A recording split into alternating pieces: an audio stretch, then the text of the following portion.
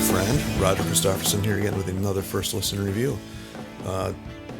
Didn't really know this one was coming out, but it is the Ziggy Stardust and Spiders from Mars motion picture live concert 50th anniversary edition release.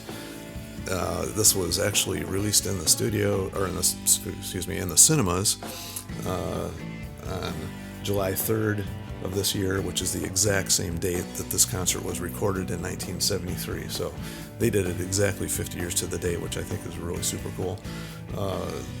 I didn't get the video part of this. I just got the CD, but I've just said in one of my other reviews, I've seen the concert, I've seen the movie. It was funny because when it was originally filmed, it wasn't even released cinematically until like years later. So I didn't see it until even years after that. And I remember watching it thinking, yeah, it was cool and everything, but the sound quality was horrible. The video quality I didn't think was all that great back then, so it didn't really entice me to watch it again.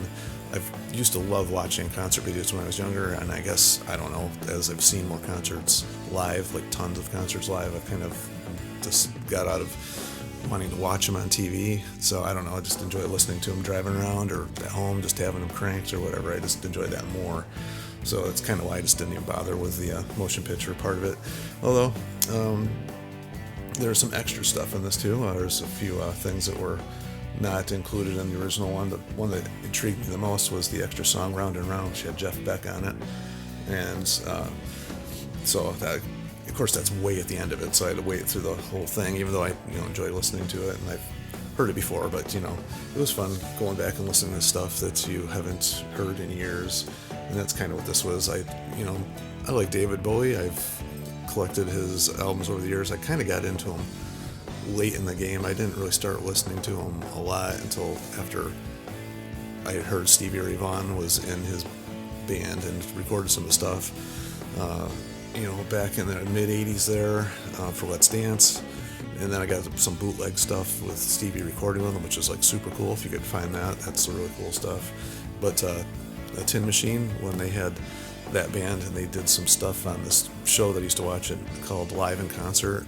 It was like on, I don't know, CBS, ABC, one of those late night shows, and there's a whole concert of him, and I was mesmerized by it. His performance in that and the sound of the band was just something that really drew me in, and I kind of started following him a lot more after that.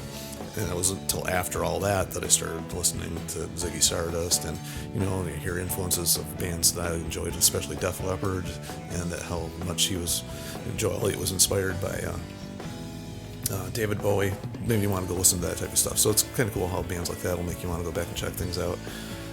So anyway, getting back to the record here, it was fun listening to it again. The extra stuff was cool. The song with Jeff Beck, wow, it was definitely worth it. And also they included the little speech he gives after that, where he announces to everyone for the first time that this is not only the last show of the tour, but the last show he's ever going to be doing. And I guess the band didn't know about that, so you hear the crowd's like screaming and everything. They scream, and then you hear them kind of go quiet. So it was kind of funny hearing that, knowing that nobody was expecting that, only he knew. So you can only imagine what was going on in their heads for the last song. So that was kind of interesting to listen to. Never had caught that before. I don't remember if that was in the original or not. I don't think it was, but I could be wrong. But anyway, and it's a nice collection of all the songs. He doesn't just do Ziggy Stardust stuff. Obviously, he did stuff, like the Changes and Space Oddity and all that stuff. And All the Young Dudes is in here. Just and all that stuff. He can cover of Rolling Stones' Let's Spend the Night Together. I don't remember which one was actually on the Ziggy Stardust album now off the top of my head, but anyway, so it was just fun to go back and listen to this again. I hadn't heard it in years, so it was fun. I actually popped on Hunky Dory right after I got done listening to this, because I just was in the mood for some really old Bowie, and sometimes, like I've said before, this stuff, it just inspires you to listen to other things, and it just inspired me to go way back and listen to some old Bowie. So I'm right in the middle of Hunky Dory right now, but decided to make this little video quickly before I have to head out, and enjoy the rest of the day. So anyway, if you're looking for something fun to listen to, or you haven't checked out in a while, this is definitely worth it. If anybody out there gets the video and, maybe I've missed the boat on that one, let me know as well, and tell me what you guys all think. And as always, make sure you like, share, subscribe, and, just keep everybody having fun on here and enjoying all the conversations. And I thank everybody for joining in, and until next time, we'll talk to you later. See ya.